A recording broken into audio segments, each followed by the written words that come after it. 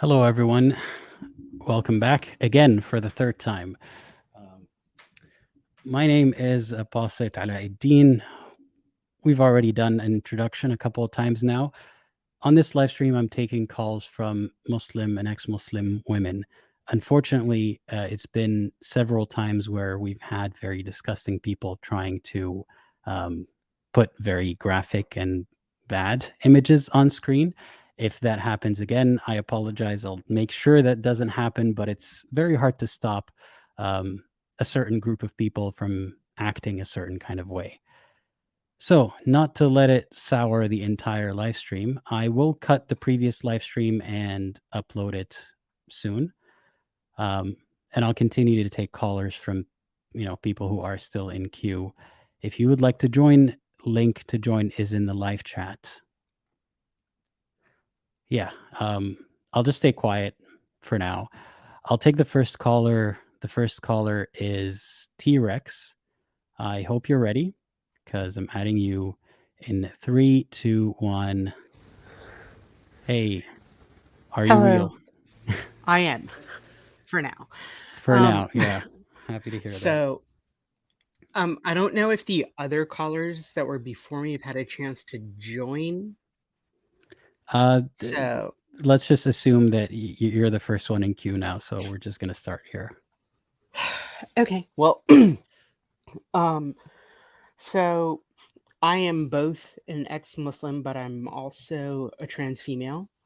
So my perspective has been somewhat different than some of the other women might have experienced.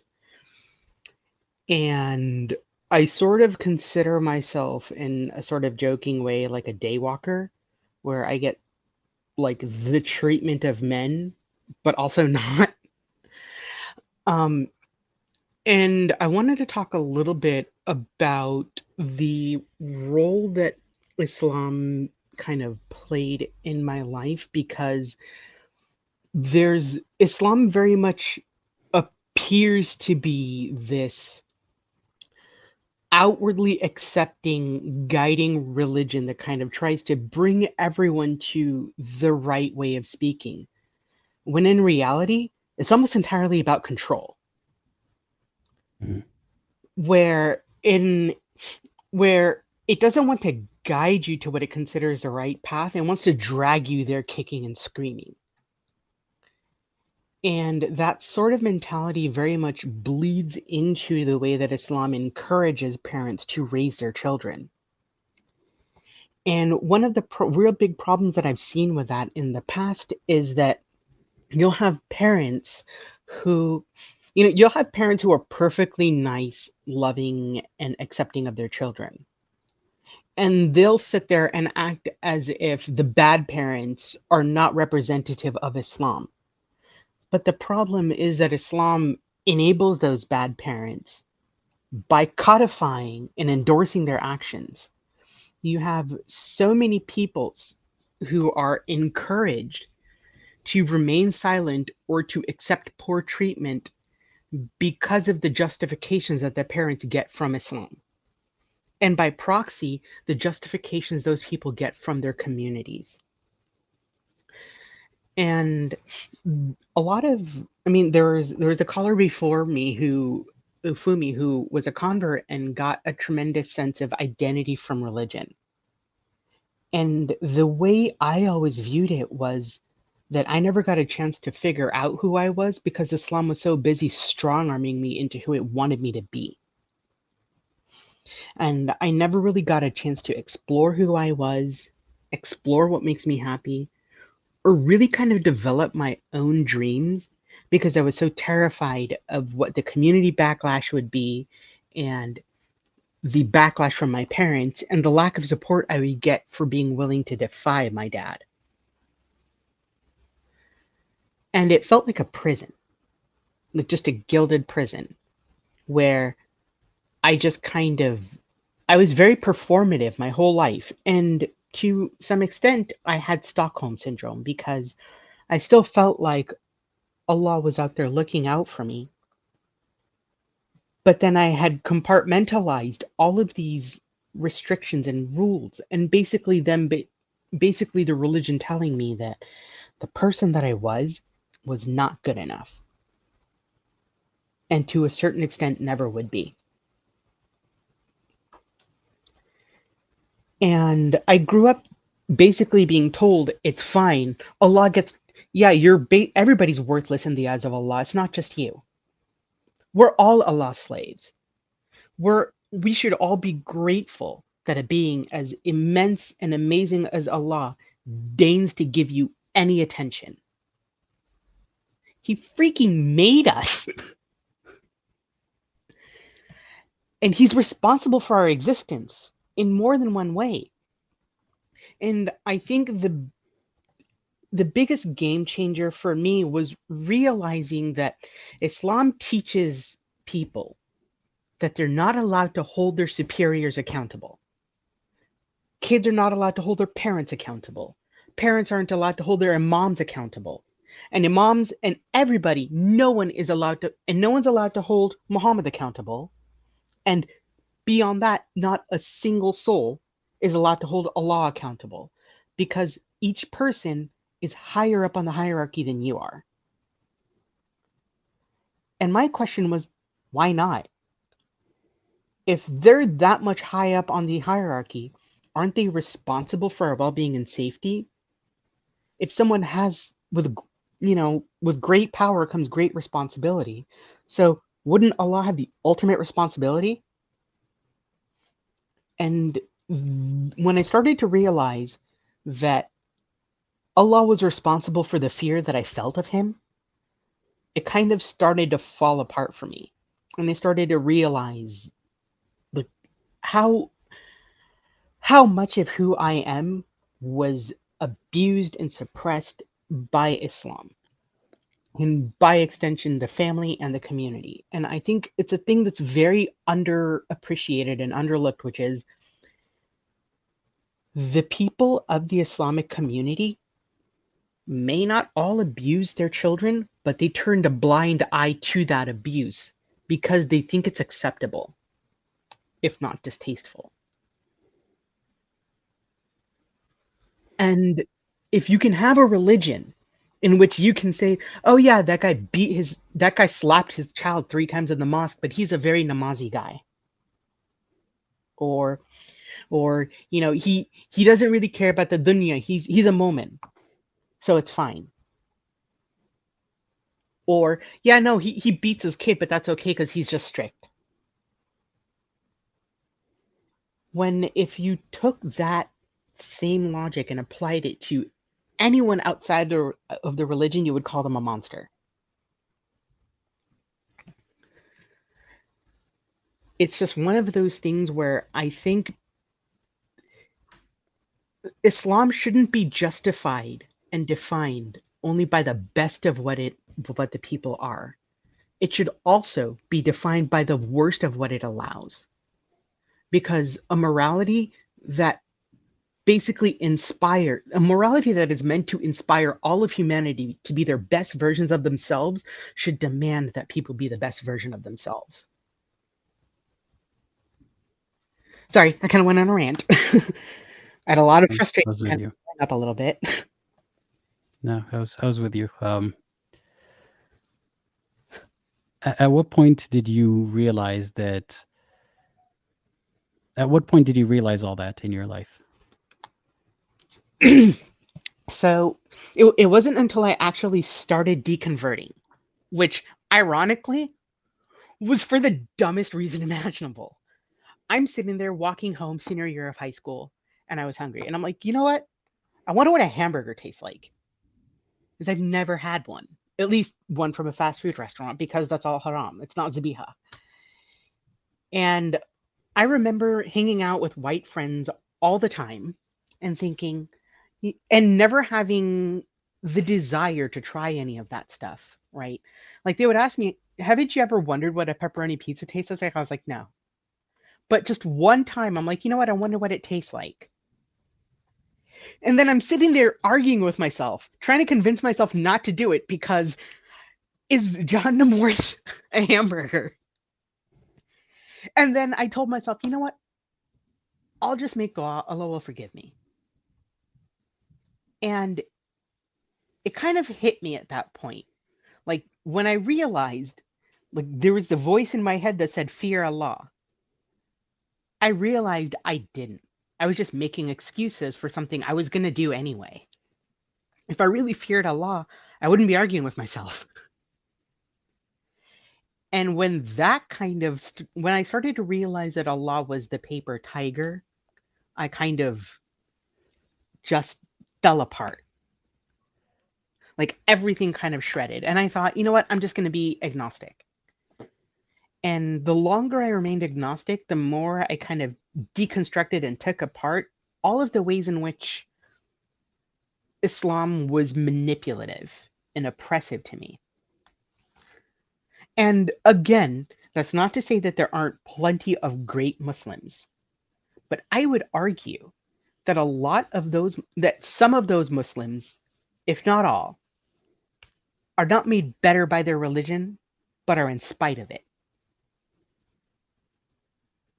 Because Muslims today are more moral than they were when Muhammad came to walk the earth.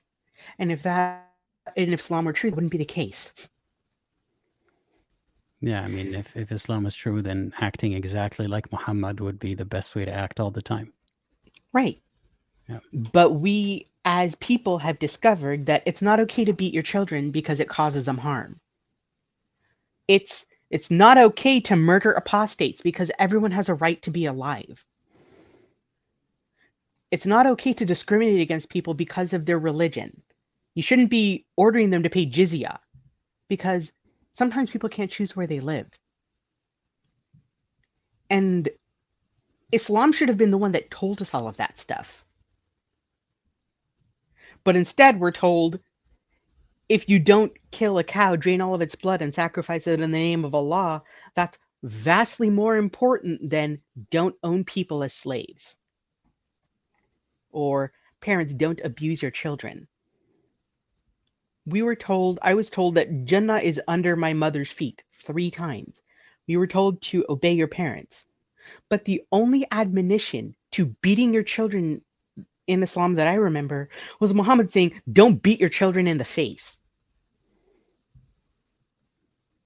Mm-hmm. Ringing endorsement. I feel like there's a lot more elaboration that Muhammad or Allah could have done. And if they had this little thing called foresight, or hindsight as we have it, they would have seen, how much harm is caused by them not specifying what they mean, or not just that, but not dictating certain things altogether. Mm-hmm. I'm not gonna acknowledge or agree with this idea that if only everybody followed what Muhammad actually meant, then things would be fine. No, there's a lot of things that he meant and did that are not fine. And I feel like I know that the perfect God would have the foresight to not say and do those things, or have his prophet do those things. But it becomes very clear to us once we leave that none of it is perfect. None of it is moral.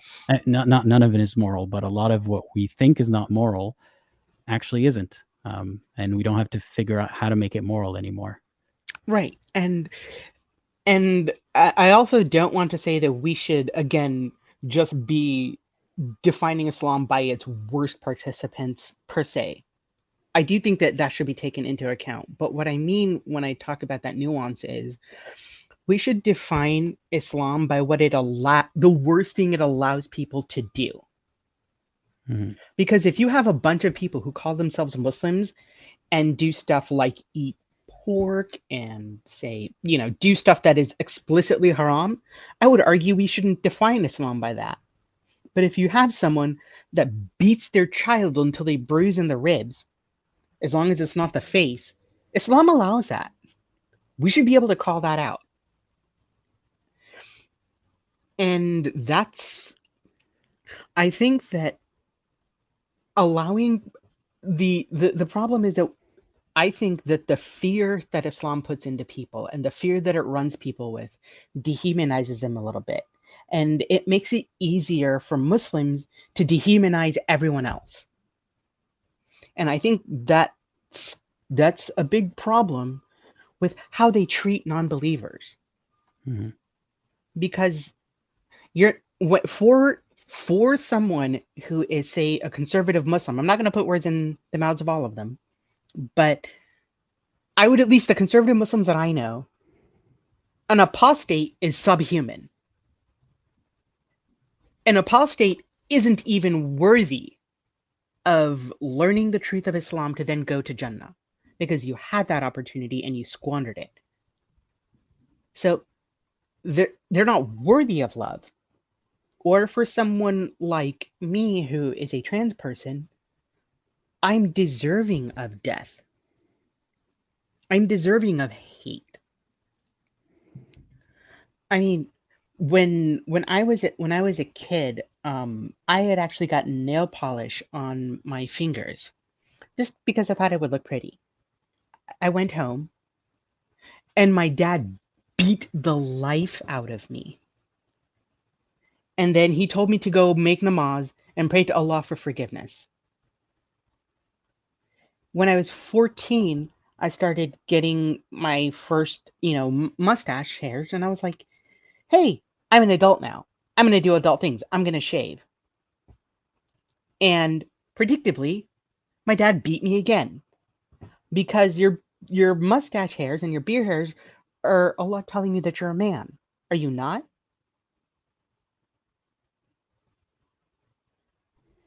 The intolerance is literally baked into it.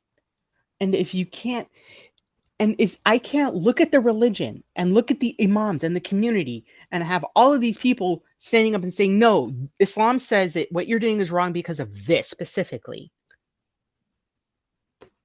then what use is Islam in protecting people?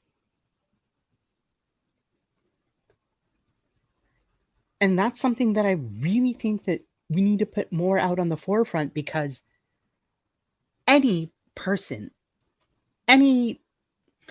there are various belief systems that can put on a good face and get people to follow them. There are various organizations, like, for example, Scientology and cults. They can make people feel great, they can make people feel wanted, but no one would argue those are great systems of belief. And I think that the argument of we shouldn't define Islam by our worst people is just an admonition to ignore the most inconvenient parts of Islam. I don't know if we should define it by the worst people, but I Right, get what you're saying, that right. we should at least define it by the worst that it allows to Yes. happen. Mhm. Like the worst kind of person that it can produce, that can do things from within the Islamic framework of what is halal and haram, Right. and or halal and not haram, and still get away with so much harm. That is part of what Islam is. Yeah. I mean, I also just kind of wanted to mention something that Gerwalk was asking me, because I'm obsessive in looking at chat. When it comes to queer and progressive Muslim organizations, I wish them the best. I am glad they're standing for what is right. And I would not wish to alienate people like that and tell them what they're doing is wrong. I may not respect their religion, I may not respect their views, but I respect them as people, and I respect that they're coming out to do what's right. And I can compartmentalize that. I mean, I would argue that from my understanding of Islam, that I would not expect someone to be a queer and or progressive Muslim, because that I don't see the justification in the religion. But I will stand beside anyone who wants to protect the rights of others, regardless of what they are. Yeah, I always get asked, what do you think of progressive organizations, progressive Muslim organizations, or progressive Islam? And my answer is always, do no harm. I'm not going to get in their way if they say that this is what progressive Islam is, even if I might disagree, or I might think that they're not really reading the correct material, the correct source material. But as long as they're not doing anyone any harm, more power to them. Mhm. If the representation and community that they give their members outweighs the sort of PR image that they have for Islam, I'll let them have it. I'm not going to get in their way. Right, exactly. And also because as someone who wants to make the world a better place, if you're doing stuff to make the world a better place, I don't really necessarily care that much about your reasons. Mm-hmm. Because I do care per se, because I want you to have good reasons. But if if you're going to be progressive and you're going to be a Muslim, I care more about the fact that you're fighting for the rights of others than about the views that you may not necessarily ascribe to within Islam. Because I can accept the idea that just because people claim that they're Muslim, that doesn't mean that they accept every tenet that's within the text. Right. And I don't want to commit a no true Scotsman fallacy and say that those people aren't truly Muslim. Because while I would love for Islam to say disappear and for it not to be needed, I would also like for it to be reformed into a religion that maybe doesn't hurt as many people. And I think one of the first steps to sort of unpacking that is to kind of push back against the fear mongering and strong arming that happens. Because I think that when it comes to well being, fear is sort of antithetical to that. And I don't think you get a better society by intimidating and scaring people to do what you want. Because from personal experience, strong arming and violent and making your children or making people afraid of you isn't a way to teach them how to do the right thing. It just teaches them who to be afraid of and sneak around when they're not doing that. Mm-hmm. I think that could be a response to people who say, what about those who need religion to be good? What about people in society who would do all sorts of harm if not for God watching them or thinking that God is watching them? I think they managed to do something, even though God is supposed to be watching all the time. They managed to justify doing things anyway and then repenting later. I don't think that stops the people who do harm still. And to be fair, I'm sure there are people who would say, well, without Allah, I would, commit horrible atrocities. I would murder people. I would steal from them. And to those people, I would say, yeah, keep Allah. I mean, if your morality is so decrepit that you need Allah to keep you from murdering people, then by all means, I don't want you to lose that faith. But I would argue that the vast majority of those people, or at least a good portion of those people, are just setting up straw men. Because as someone who does not believe in a deity, I have murdered, stolen, and robbed from as many people as I desire. That Mm-hmm. number just happens to be 0. And I would argue that's the same for a lot of people. The argument that without a deity that we would all just be immoral and we would all just be horribly hedonistic people, I think is very insulting to people in general. And it shows what their impression of themselves and others really is. Because I would argue that if you properly raise your kids, they won't want to go murder someone for fun. If we have a whole generation of people that without their religion would turn into bank robbers, then the parents have failed that generation.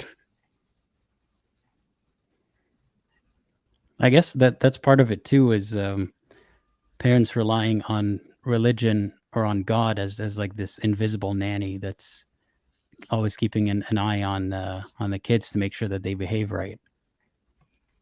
Yeah, I mean, but I also think that the rigidity of Islam also allows these parents to have a cop out for when they're doing things that they find objectionable to their own kids.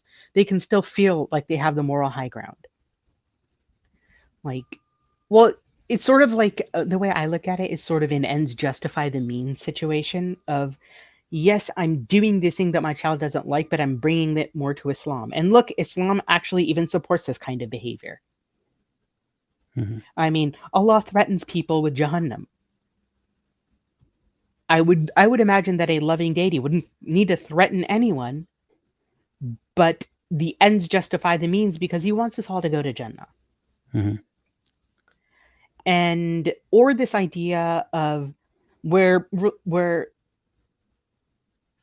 where I would feel like, at least in my experience with my parents in Islam, I would argue that my dad took the hierarchical structure of morality as a justification for how his approach to things was beyond reproach.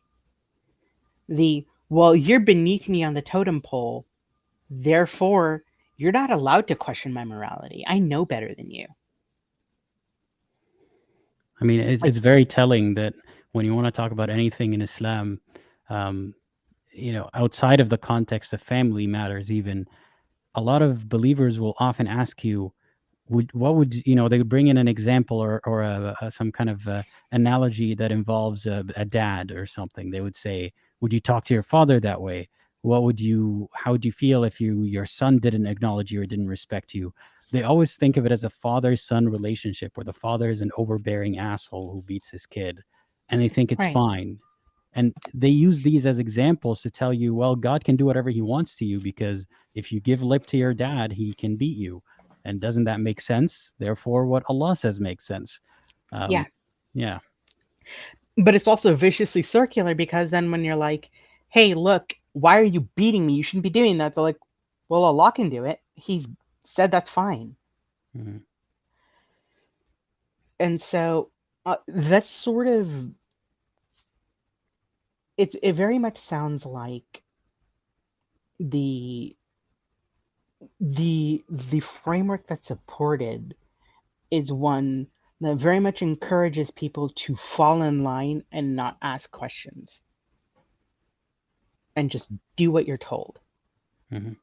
And I do not think that's how you get to become a better person.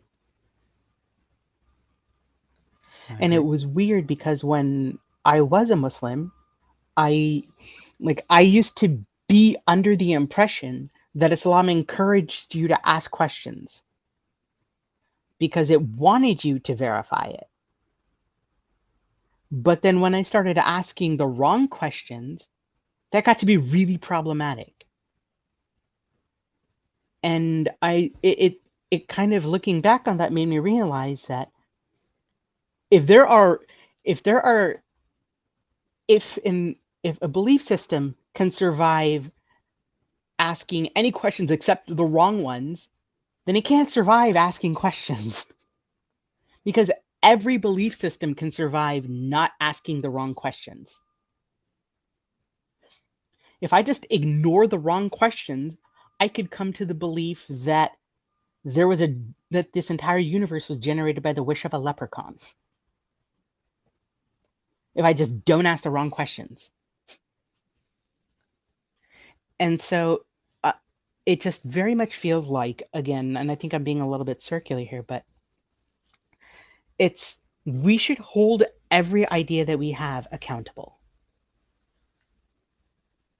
whether that be Allah or our parents or our community, because there's a lot of because I feel like, at least in my own personal experience, I was a kid growing up in Islam realizing that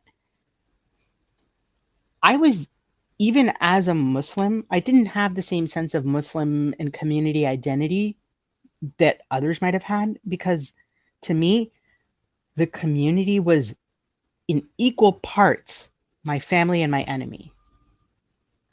Because if I told them the wrong thing, it could come back to my dad. If they saw the wrong thing, it could come back to my dad. So it very much felt like my community was also a spy network around me. And that's not to say that there weren't wonderful people in there. I mean, I made some great friends. But if as a child you can't trust your community growing up, how do you learn to trust the people around you as an adult? And why should we be in a situation where I'm afraid to tell my um mosque elders or other elders in the community that my dad was hitting me with a stick because, well, then they might go tell my dad. Like there was one situation in which I told someone in the, one of my friends at the mosque that my dad was really strict. And this kid went and told his dad. And his dad went and told my dad. And what my dad said, this individual said to him was, your son has been going around spreading rumors that you're strict, probably just to get sympathy from people. You should probably get a handle on your son. They encourage that kind of disciplining. Right, because well, what happens in the family should stay in the family. I mean, I'm sorry, this might seem like a cheap shot to take, but when you prime people to believe word of mouth Mhm. about religion, about the existence of God, they will believe word of mouth when it comes to rumors in the community about your son behaving one way or another. Yes. So, of course, it's a community of spies. I Right. mean, yeah. I mean, it's a whole community of gossips per se, but the problem is that once the gossip spreads to the adults in a situation, their first reaction isn't, hey, something bad is happening. It's, hey, we need to get a handle on this rogue kid. Mhm. As if it's impossible that a child is actually calling out for help. Yeah. And that's something I don't understand. Because if a child is calling out for an adult to help and you don't help them, who are they supposed to reach out to?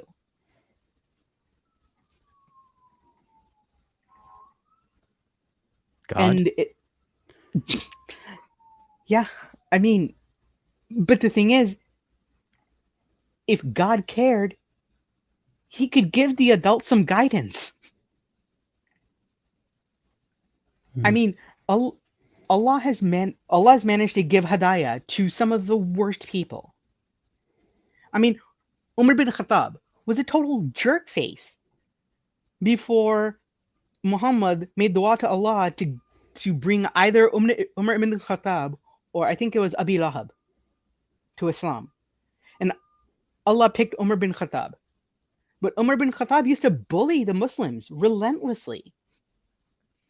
So it's in theory possible for Allah to give someone guidance to be better. And so then one has to ask, when all of these children are praying to Allah to give their parents some guidance, to give them some guidance, why is he so silent? And right? You there?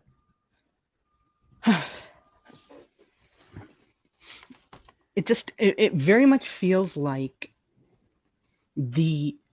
and this is something that I applaud a lot of the ex-Muslim community for coming out and speaking about, is all of the least savory parts of Islam are the things that people should also be learning about. Because if you want to learn about the best parts of Islam, just walk into a masjid. Any Muslim will be glad to teach you that. But you're not going to get a holistic explanation of what Islam is. And that's how you have people who are converts who join the religion and then realize that they've been baited and switched. Mhm. And like I've seen even dawa videos that you had. There was one video of like a 5-minute dawa that you posted where this guy just accosted this British person on the street and started basically harassing him with questions about Islam and just explaining the religion in, I would say, a fairly disingenuous way, because he was very much burying the lead. He was trying to paint the most rosy picture of, well, wouldn't you want a religion that promotes, accountability and has all these really nice things? And this guy and I'm sure you know which video I'm talking about, so I can kind of get to the point, but it feels like this guy was badgered for 5 minutes and he just said the Shahada in order to get this guy to leave. But the thing that really bothered me about that video was he was like, you don't have to worry about praying 5 times a day. You don't have to worry about eating pork. That'll come later. Yeah, that'll come the moment you say the Shahada and you sign on the dotted line. He's basically asking you not to read the fine print in the contract. He was like, if someone in the chat can remember the guy's name, because I feel like people like that need to be called out. That Dawa person, he was like a sleazy timeshare salesman who's like, sign here, don't worry about the rest, just sign right here. Wouldn't you like, if anyone poses to you a religion by saying, hey, it's almost like an infomercial. Don't you hate it when this happens? Don't you hate it when there's that in life? Here's the solution. Like, so full of crap, that guy. Oh, yeah. Yeah. And it was one of those things of like, if your religion is true, why would you need to bury all the unsavory parts behind the lie, right? Because it's Mhm. very disingenuous to act as if once someone becomes a Muslim that they don't have to worry about praying 5 times a day. Yeah. Because you get sent to hell for that. Islam isn't an orthodoxy, it's an orthopraxy. You actually have to practice it. Yeah. And I mean, obviously, if the guy said, "Well, yeah, no, these are all the responsibilities you're gonna have once you say the Shahada," the guy would just be like, "Leave me alone." You're just being weird. But I think the guy just didn't want to be rude to someone who had a camera and was trying to make a video. Yeah. Because like you could see how uncomfortable he was by that entire situation. And then all of a sudden the Shahada comes on, the guy's like, "Oh, praise Allah." In 5 minutes, the guy accepted Islam. I would also be very skeptical of a person who could change their entire belief system based on a 5-minute conversation. Oh, and immediately right there, not just because a conversation that took span over 5 minutes, but within 5 minutes, they changed their Yes. entire belief system. Yeah. Yeah. I would argue that person probably hasn't put the correct amount of thought into whether or not they should actually accept the proposition. Hmm. And actually, you shouldn't be proud of how easy it is to dupe someone to join your group. Like, it's almost the opposite. It would be a brag, to tell people this person studied it for that long before they were convinced, rather than, oh yeah, it took them like 20 seconds and they were in. That just means that you didn't really make a case so strong that you won someone over in 5 minutes. Mhm, Either you duped someone in 5 minutes, or you got someone who's so complacent or just doesn't want to be rude and wants to mhm. get out of it. It's not the flex that they think it is. Yeah, well, I mean, I think the argument is that the truth of Islam is so self-evident that in 5 minutes someone believed it. But it's basically like a used car salesman, where, yeah, the car sounds great until you sign the dotted line and you drive it home and the catalytic converter falls out the back. Yeah. So, and that's also just something that Bruce Wayne said in the chat, and I'll try to keep this brief because I'm sure you want to get to other callers as well. Who here's out to their parents? I am not. I will not be out to my parents until they die. Because there's no utility for me. I'm out to my brother. He's very supportive of me. I'm also out as trans to my brother. He's also very supportive of me. But he's also what I would call a cultural Muslim. He doesn't actually practice. I don't think he actually believes in Allah, but he takes on the Muslim identifier just because of his tie to the community and his friends and things like that. But I'm not out to my parents. I think if I were to be out to my parents, I would be in danger if I visited. And I do visit my parents very often because my mom is disabled and I take care of her on the weekends. I do all of the groceries, I help, bathe her and all that other stuff. And I feel like if I were to come out, I would lose my relationship with my parents and I wouldn't want to lose the relationship I have with my mother. And I'm fairly positive that I would lose my relationship with my mother because because about I want to say 3 or 4 years ago, I wanted to start easing my mom into the idea of basically coming out to her. And I said, Mom, I've been having questions about Islam. and she had a mental breakdown. And it wasn't a violent one, but just like she just crumbled, and it broke my heart. And so then I'm like, no, no, no, no, never mind, scratch that. I suddenly see what you were talking about, and it's this, but it is difficult to come out into the Muslim community because it's very hostile to apostates and LGBT people specifically. I mean, they're very hostile to Muslims within the community too. Like they're Yes. very hostile to a kid who would ask for help. They would want that kid disciplined. So yeah, I'm not surprised. Yeah, I mean, if you need no further evidence about our coming out, you have a mask, and my name is Apostate T Rex. Mhm. And I think you know my name, but no one else does. Which, and I specifically made that change. I actually altered the name on my account specifically because I was commenting on ex-Muslim content. And if someone Googled my name and somehow connected that all of a sudden it would become a huge gossip point in the community, and it would come back to people I didn't want to know. And it actually, like, this mentality has very much tainted the way I view relationships with people, because there's so many people who are just open with who they are with other people. And I'm having to teach myself to do that because my default is I give people information on a need to know basis.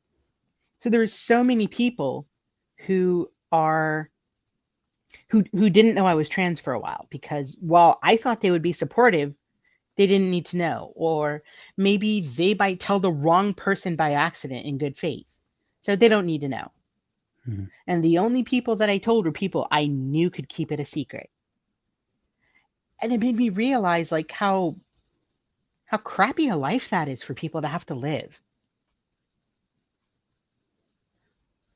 Because no one should be ashamed of who they are just by virtue of who they are. Shame is a word that we hear a lot on these streams. It's the religion operates on shame. Yeah, because if you don't have self-respect, you won't fight for your own rights. Shame is, I think, how one of the ways that an abuser basically maintains control of a person, because once a person's self-confidence and self-worth is destroyed, they become willing to accept abuse because they deserve it, or they don't think that there's another option for them. Mhm. Like, that's one of the big problems, I think, with the way that Islam has dehumanized people, is that it very much makes people unable to fight for their own rights. And it makes it feel like, I mean, there's a common refrain of we all deserve Jahannam, but Allah is giving us a chance for redemption. We were all born deserving Jahannam. From the moment you're born, you deserve Jahannam. What possible crime could a human commit between the time they were born to the time they cried the first time that would make them deserving of Jahannam?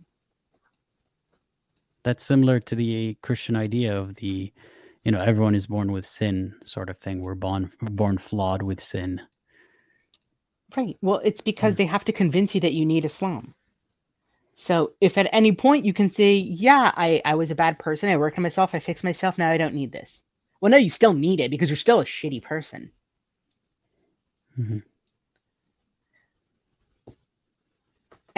But then there's also this idea of when you devalue yourself enough, then it almost feels like you become a pick-me girl for Allah,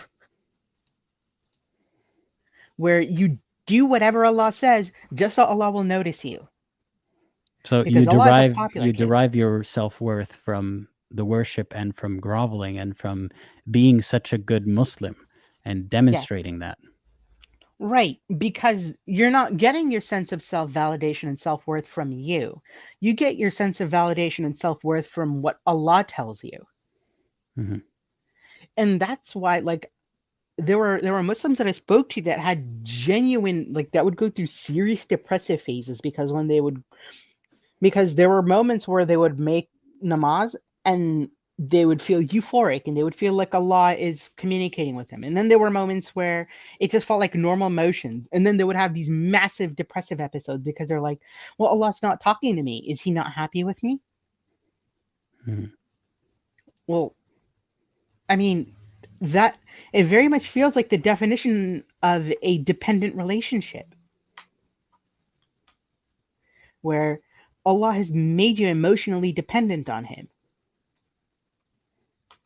And that's the way he wants it. That's sort of what he mandated. And I I just there's a lot of sort of there's a lot of maladaptive behaviors that are just taught by religions in general, and Islam is no exception. And I think people just aren't educated about all that stuff. And as they learn how to better treat people, I think that it becomes incumbent upon people who want to adhere to religions, especially Islam, that you compare that with your religion, and if you need to, reform it. Because people should not be more moral than the religion that they practice.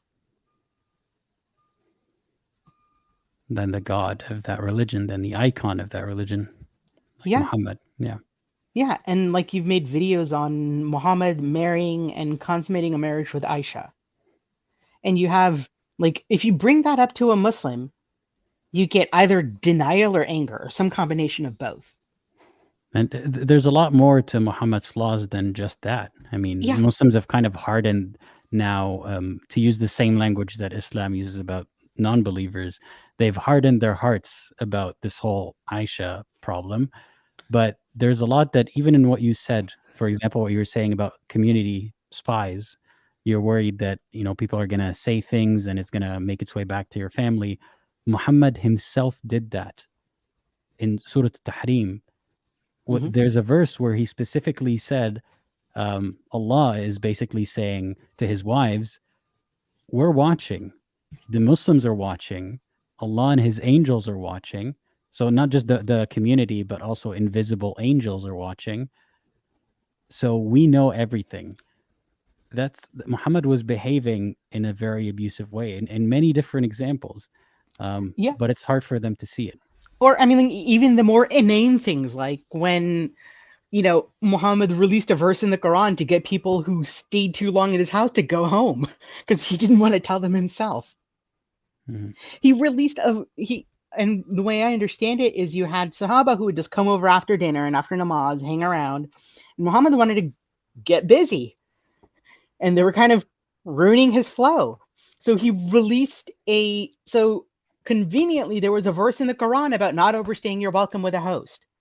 And then Muhammad was like, I didn't say anything, but look at what Allah said. It's like saying, my mom says I gotta go home now. It's my Right. mom, it's not me, guys. She's the one who's saying I gotta go home, so I'm sorry, I gotta go. Yeah. It's Or yeah. Muhammad is a warlord. He would go around and attack all of the Jewish tribes around him when the problem is there are all of these things that are fabricated. Like, like, for example, we'll just say Muhammad went to Medina, established an empire. What possible reason could he need to go back and attack Mecca? He was powerful enough that he could have just live and let live. But no, he went and conquered it. And then he went and started wars with all the Jewish tribes and they established an empire. And you don't get to that by being a religion of peace, but then you say, well, that's different. Those are like, it's okay if you holy war. You just like you just don't want unholy wars. So the ranking is holy war, peace, unholy war is the worst.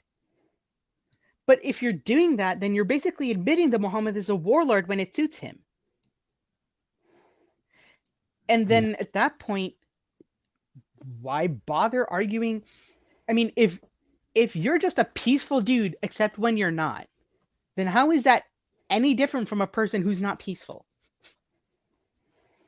Well, if you believe that every war is justified that he partook in, then by definition, then he's not going to do anything unjustified that's harmful. So, Right. yeah, So it's you'd be able to argue at least he was a peaceful person except when it was needed. But like you were saying, people paint this rosy yeah. picture of People Muhammad. don't say that. Yeah, Muslims don't say Muhammad was a peaceful man except when God deemed it necessary to pillage a people. Right. Instead, they'll talk about how Muhammad was such an honest and honorable person that, you know, even after the community hated him, they trusted him with all of their stuff. Okay, first of all, I don't understand what the justification for believing that is because it sounds like just a tale. And But everybody second of clapped. all, Yeah, in what world do you bully someone and then give them your stuff? yeah. Any reasonable person would, I mean, at a certain point, they already accuse Muhammad of lying. So they like there's a cognitive dissonance in, oh no, this guy's the most honorable person. He'll take care of my stuff and give it back, but he's also crazy and a liar. Yeah. I would question the judgment of those people, Well, but we all don't those talk people about are that. just—they're just characters. They're very superficial characters for the plot. Like in every story, the good guy wins, the bad guy's just bad. There's no, Right. there's no depth to why they're bad. Why did they find Muhammad to not make sense? It's because they're bad, but they Right. still Or think he's trustworthy, but they're yeah, bad. but for example, Abi Lahab was like, "Oh yes, no, I believe Muhammad because he's such an honest guy. I believe he's telling the truth, but I'm not going to believe him because I just hate that guy." Who does that? Yeah. Like, does he think that burying his head in the sand will just make him immune to Jahannam? I feel like Abi Lahab is the caricature of an atheist that Muslims have. I feel like not one real atheist interaction has ever been recorded between Muhammad and an actual atheist with half a brain. Like everyone's just a character that fits the plot so well. So yeah, Yeah, Muhammad's dead, but we're here to give it a fair shot. So yeah, but like you were saying, there's that papering over of who he is because, well, if everyone got to see the real Muhammad, they'd have some serious issues, and they can't hold Muhammad accountable mhm, because he's the prophet of Allah. He's the most moral. So if you're going to argue that the person you should be like is someone who kept slaves, who kept concubines, sex slaves, pillaged people, went and attacked a bunch of other people. If you're going to say that's your most moral person that you should follow, then you have to admit some horrifying things about what you consider morality is. And I think that people should be a little bit more honest about that. And I would have a lot more respect, at least in the political theater, for someone who says, yeah, there's a lot of that stuff in Islam. I don't support it. I'm going to back out of it and I'm not going to follow it. Intellectually, I would think that's problematic, but as a human, I would have a lot more respect for them than someone who basically just ignores all of the crap about Islam so that they can continue using whatever prejudiced ideas that they want that are supported. mhm. So, yeah. Okay, well, I've been hogging the mic for like an hour. So, I'm going to go ahead and let some other people kind of get their stories in and I can try to call back in another time. Sure. I'm glad that you called in, and I hope that you've enjoyed this conversation like we have. Oh, absolutely. All right, well, you have a wonderful day, and you two guys in the chat. Thanks. Have a good one. All right. Thanks to the caller. We still got a bunch of people in queue. I think I can take 2 or 3 more callers. I'll do my best. But something I want to mention before moving on to the next caller, since this channel has been targeted recently with very horrible attacks with people who pretend to be someone they're not. So let me quickly recap a conversation that I had in the private chat while I was listening to this caller.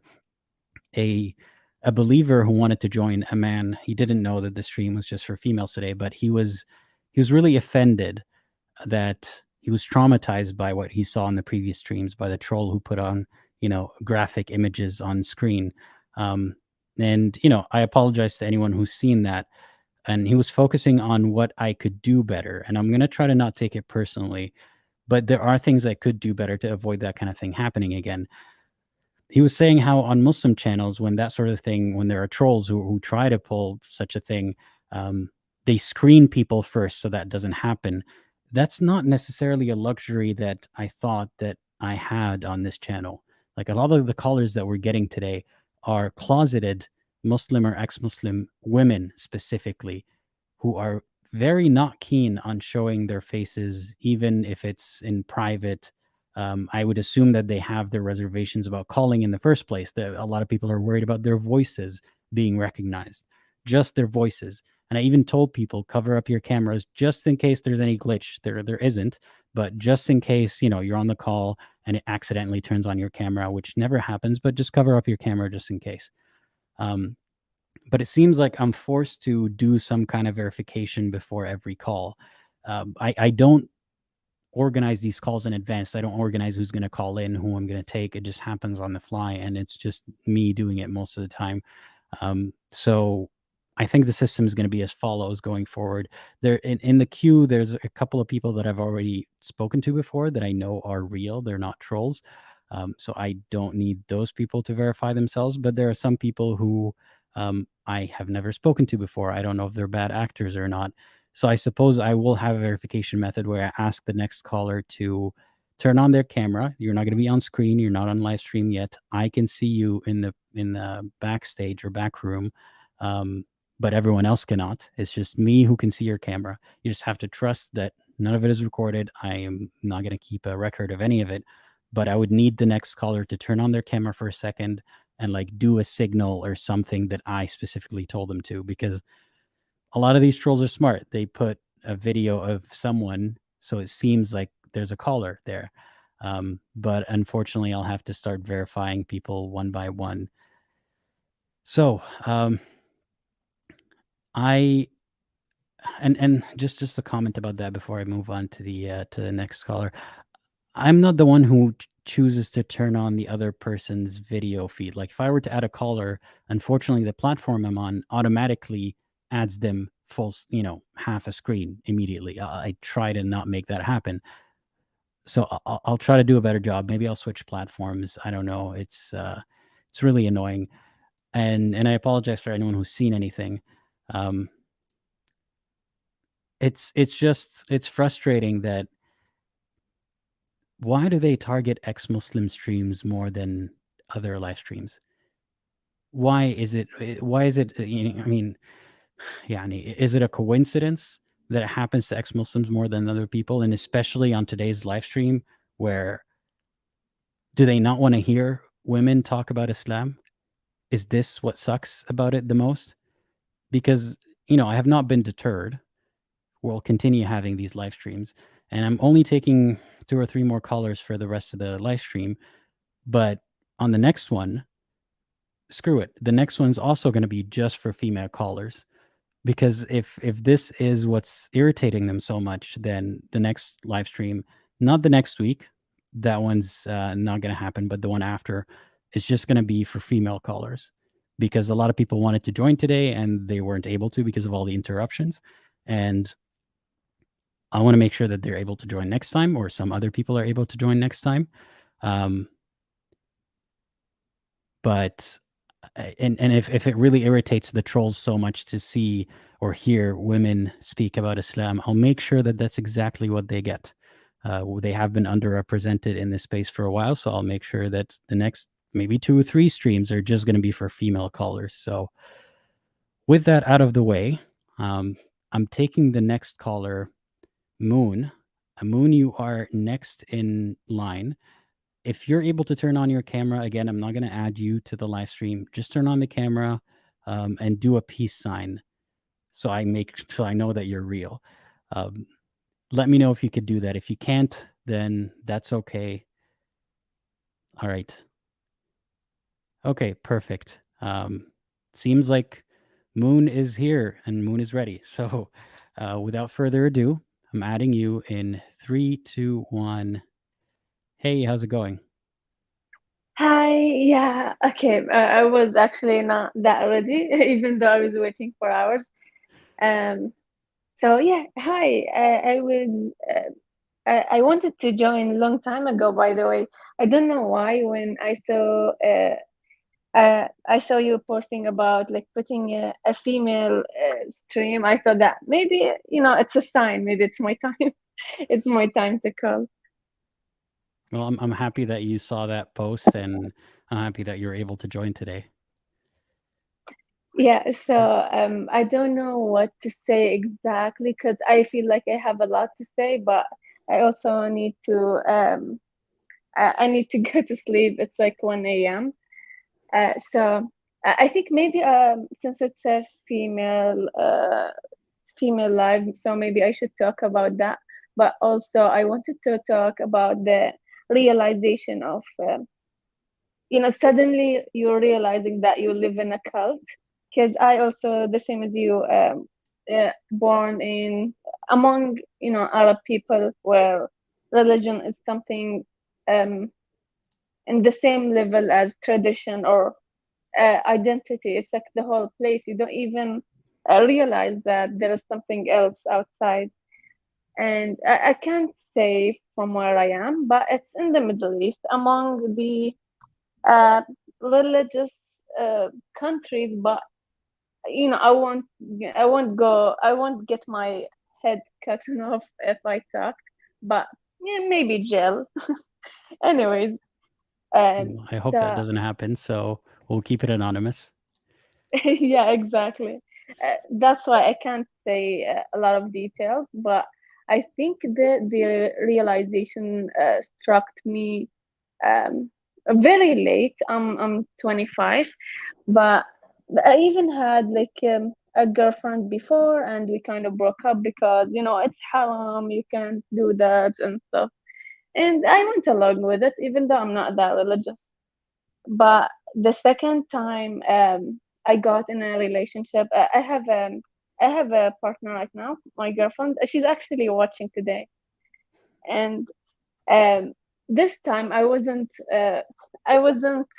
worried about it being haram. You know that level of you're trying not to. I feel like feeling that Islam is not real was not even an option. It's not even something that can cross your head. It's just something that's here. There's no questioning whether it's right or wrong. The only questioning you can do if something is really haram or not.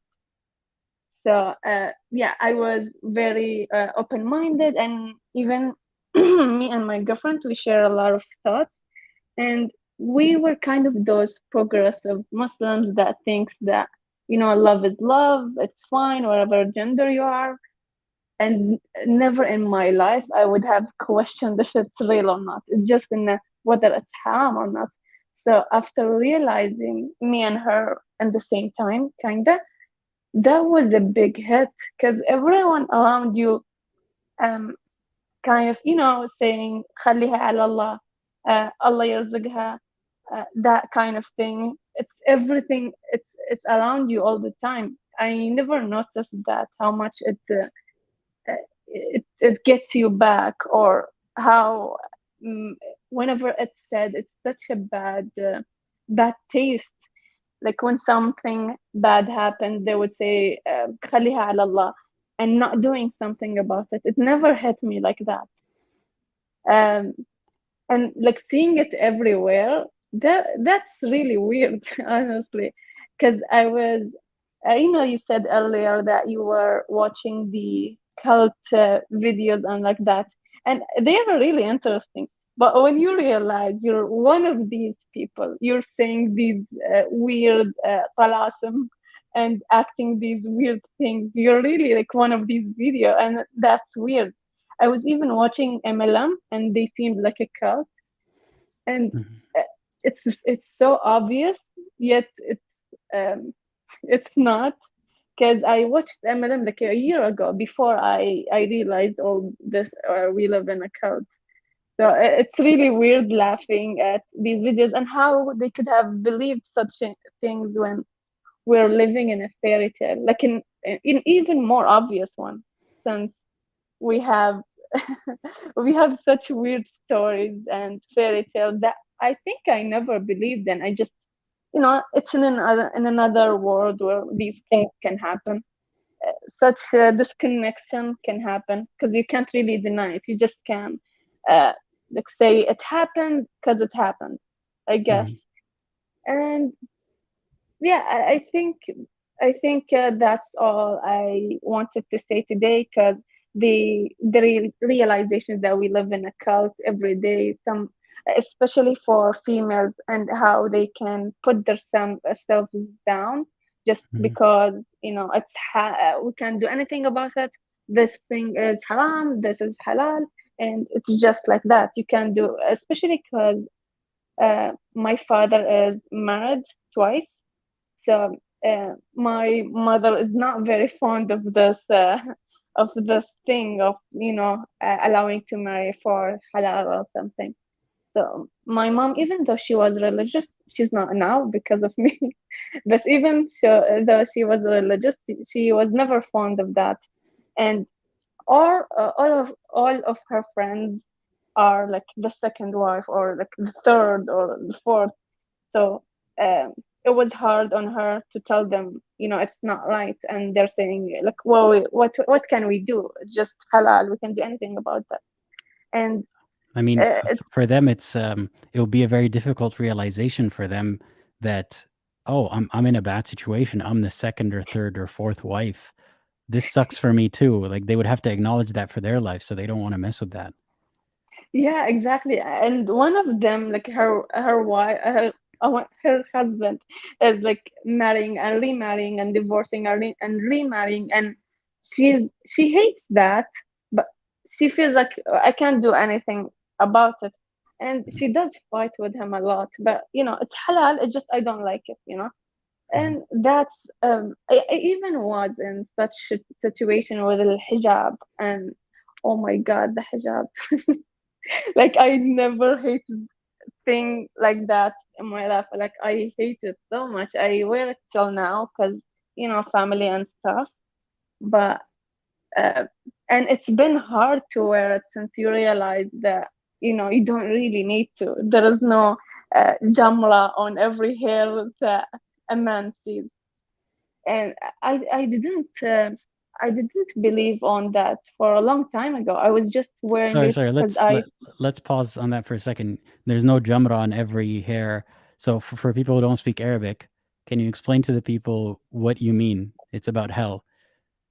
yeah, Jamra, it's like a rock, a flaming rock or something. So they were always saying that on every hair a man sees, uh, a Jamra or flaming rock um, on your head or in hell, something like that. And we was told a lot.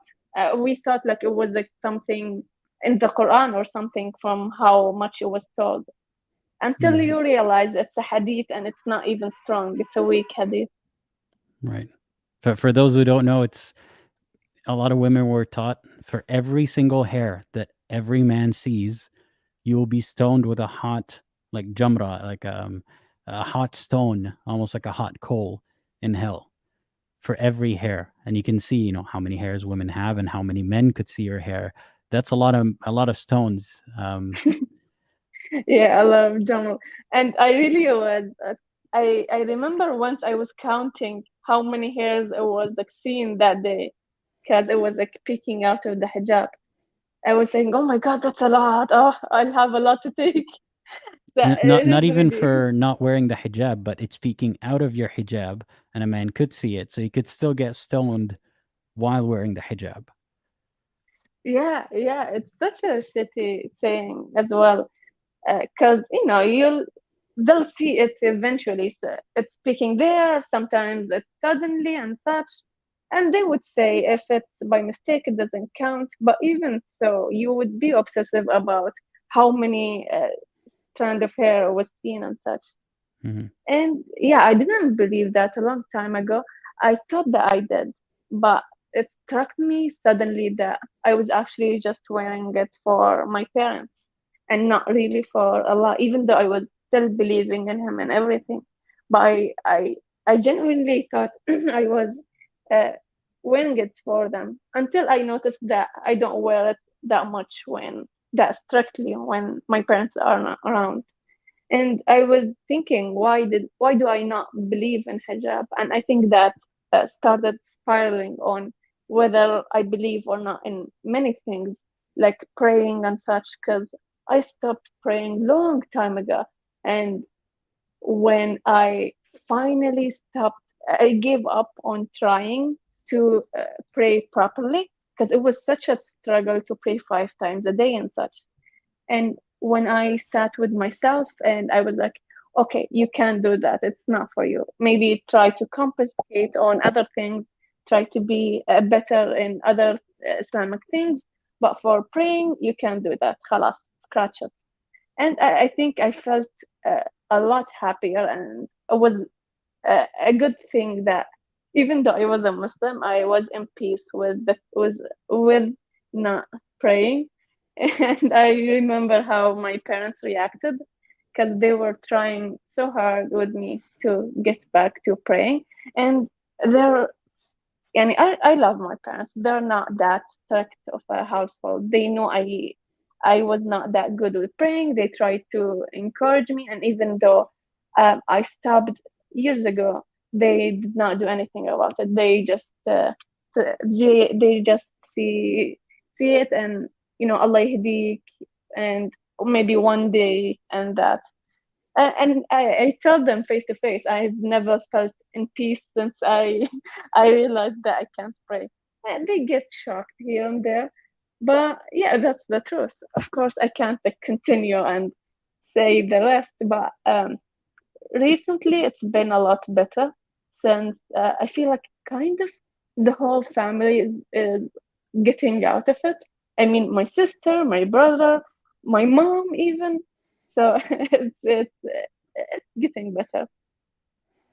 Well, I'm happy to hear such a success story. Yeah, I'm happy for you, and I'm glad that things are getting better in your life. Yeah, I don't think you'll hear anywhere like that frequently about a mother in a Muslim country that would leave Islam and realize that she lived 40 year, no more than 40 year in Islam, and then it's all a lie. And it's very funny because I opened the topic with her, never expecting it to give any results. And yeah, I'm really happy for her because she took it very well. Hmm. Yeah, Well, I think yeah, that's all I have to say today. well, I'm glad that you joined us today. I'm glad that you got some things off of your mind, and yeah, I was there anything that you wanted to ask me before you go? I remember wanting to ask you about how did you feel maybe in your house or in your surrounding before you left Islam? Seeing your sisters or your mother or anything, but I remember you saying that you don't want to go into details of these things, and I understand that. So I don't think I have anything else to say. I appreciate you remembering that. Let's just say I can relate to what a lot of the callers are saying. Not to the same degree to your story, but many other callers. Yeah, but yeah, thank you for remembering and respecting that. And Yeah, again, thank you for having me too. yeah, happy to, and I hope you have a great rest of your day. You too. All right, bye bye. All right. So we still got a bunch of callers, a lot of people in the queue, and unfortunately, I can't take all of them, but I will do my best. And right now, I am trying to verify the next caller. I know there's a Sarah who's been waiting for a while, and if you could please read the private chat and do the verification step, I'll streamline this a little better. So now might be a good time to announce this, I guess. It's still in the works. I haven't really actually started all the process yet, but I will create a Discord server. A lot of people have been asking for one. With a caveat. So I haven't wanted to create a Discord server, a space where people can meet and talk virtually. I haven't wanted to do that because it's a big responsibility, and I want to make sure that everyone in that space is safe. Like I don't want to just create a community and allow whoever to come in, and I don't have the manpower or time to verify every single person who's coming in and moderate the space and all of that stuff. But I got an idea, thanks to a lot of suggestions, for people who are maybe I'll set it for all patrons or maybe some certain tiers. I'm not sure, but I will have it on a membership sort of basis where if you're a YouTube member or a patron, that way you can get access to become a Discord server member. That way we at least get rid of a lot of trolls who would have wanted to enter, with no effort. Now, at least you got to get a membership first, and there would still be verification steps, of course. And once I have that set up, I will ask some people to volunteer in moderation as well if you would like to help out this community or help build this community. And maybe through that, we can have some kind of verification system for callers so that when a caller wants to join, I give them a link to Discord and I have someone in the background checking if that caller is real or not, and then they join the stream. We'll see if that's how it works. But for the time being, the caller cannot verify herself. Unfortunately, I do believe you that your laptop doesn't have a webcam. I really want to take you on, but we've already had a few close calls today. If you'd like to send me an email, and I'll make sure that you get on the next one, just to somehow verify that you are real. But unfortunately, I'm worried about taking another one of those callers. So I'll take. I'm so sorry, Sarah. I'll take Erica. Erica, I hope you're ready. I'm adding you in 3, 2, 1. Hey, how's it going? You are still muted, I think. Hello. Hi. Do you hear me? Yeah, I can hear you. Wait, how am I still muted? What?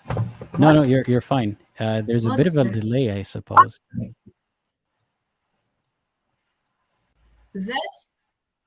That's one hell of a delay. I hear. That's one hell of a delay. It's not a bit. It's like 5 seconds or even more. Yeah, can you refresh the page and maybe you'll be able to join again?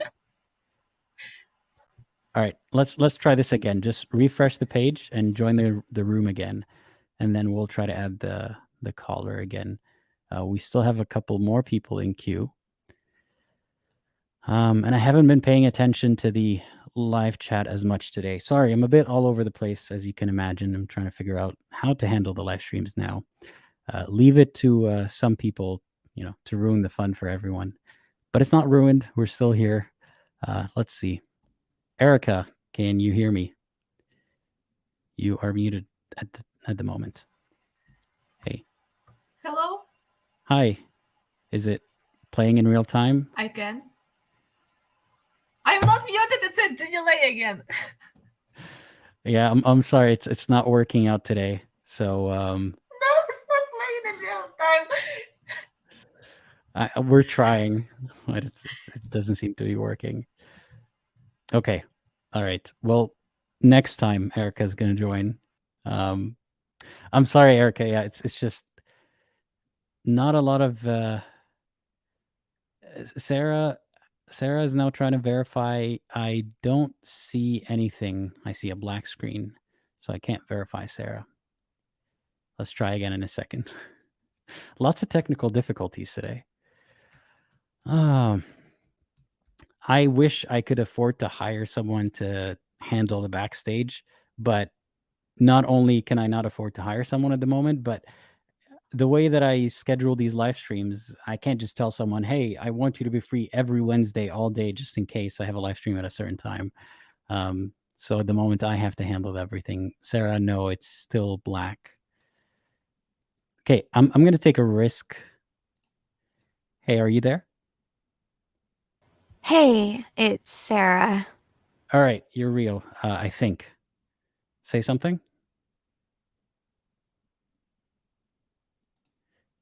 Yeah, I don't trust that. I'm sorry, they got me paranoid now. That did not sound super real. Let's try again. Are you there? You are muted. Hey, are you there? Okay, so I'm just gonna come out and say that. Okay, that was fake. I'm pretty sure that was fake. So, okay, question to the trolls who are doing this. What do you think you're going to achieve? Because you know what people are going to learn from this experience? You know, maybe some of them are Muslim, some of them are ex-Muslim, some of them neither. And they come here and they see that Apostle Aladdin has had 3 live streams today that Muslim trolls probably are trying to shut down by putting all sorts of graphic and racist and sexist stuff on screen or in the voice. What are they going to conclude about your religion? Like, what do you think you're achieving here? You may have put a hurdle here, but you know, if I was the kind of person to capitalize on this, I would make a video, and maybe I should. Maybe I'm not milking this enough, but I should make a video and be like, "Hey, everybody, look at how certain people behave. Look at how much they suck. Now, let's make sure that they don't do that. Give me money so I make sure they don't do that." I don't want to be that person. I don't want to put it on blast. I don't want to remind people of how shitty it is to be a vocal ex-Muslim, how much more it sucks because of the people in the Muslim community. I don't like to make the focus of my videos or live streams negative. I'm trying to dance around the words here that I'm thinking, but it's no coincidence that this happens more often to ex-Muslim YouTubers. Why? What's the common theme here? What do you hope to gain? Why are your morals so crappy? Like, is this what Allah has told you to do? Like I said, again, I'm going to do more live streams with female callers specifically, since this seems to be what they don't want us to do. But I will find a way to make this happen. You're just giving me ammunition that I don't want to use, is what you're doing. Yeah, screw it. I think I'm going to make a video about it. Not to milk it, but just to point out the very real problem here, that I do actually need resources for this. I can't do this on my own. Do you know how difficult it is to pay attention to the live stream, to the person calling, because I care about what they're saying? I'm taking notes the entire time I'm writing on here what they're saying, while at the same time looking at the live chat. There are moderators in the live chat, and I appreciate them being here. That's not to say that nobody helps. But I also have to keep an eye out. Like last time, we had an attack that no moderator could stop, and I was able to do it eventually. And at the same time, I'm queuing up who's going to be next to join. That's very difficult for me to do all at the same time while paying attention to the caller. And I think I've had enough of trying to do this all on my own. Like, this is really difficult. So going forward, I'm going to have some kind of structure for it. I'm going to have volunteers or someone who I'm paying to actually not just moderate, but verify and vet somehow. It's going to add some complexity. But you know what? This complexity is not going to slow this channel down. You're helping us grow. You're making this more legit, because it's not very legit at the moment that one guy is handling everything. That's not a legit way of doing things. So thank you for giving us this push that I need to do things better. So thanks for that reminder. Okay, so who else can I take? I'll try to take one more caller. Let's see. Fatima has been here for a while. Can you please turn on your camera so we can verify? You're not going to be on the live stream yet. I'll let you know when I will add you, so don't worries there. If you're able to turn on the Sure, but I'll ask you to do a different sign than that. But please do turn it on and show your hands, and I'll tell you what to do. And I hate this. It makes me uncomfortable to have to ask people to show their face on camera. Can you do a 5 sign? Okay. All right. I'm gonna take a risk with the next caller again. I hope everyone's ready. Close your eyes. Let's see how this goes. Interesting, Fatima. Very interesting.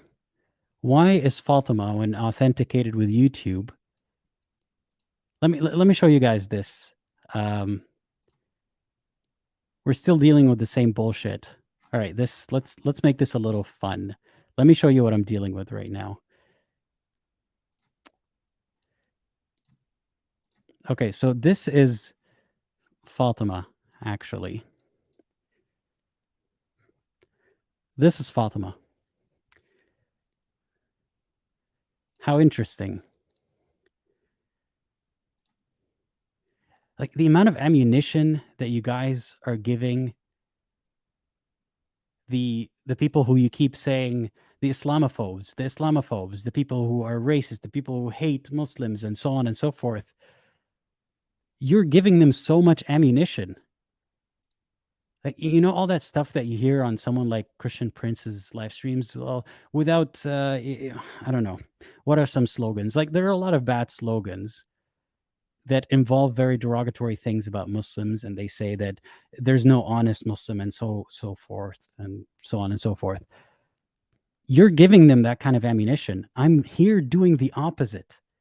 Like, if you actually watch my channel, I do my best to humanize believers, and you're here making it worse for them. Like, you want me gone? You want me gone? Fine, then who's left? I mean, not to discredit anyone else who's doing work in this space, but if you want to take attention away from people like me, then you're giving attention to people who revel in this kind of behavior, who enjoy to see you behaving this way, who want to make Muslims look bad. Like, you want me gone so they can do even better? I just don't understand what the point of all this is.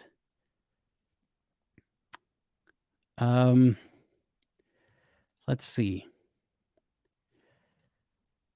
I think I could take the next caller, Amira, if you're ready. I hope you are. Can you please verify by turning on the webcam and giving me this symbol? Thank you, AR. I appreciate that. Like, I'm torn right now. Like, do you want me to make a lot of noise and say, hey guys, come watch my live streams because these so-and-so people don't want to see it happen. So let's highlight how bad those so-and-so people are. I can capitalize on this, but I don't.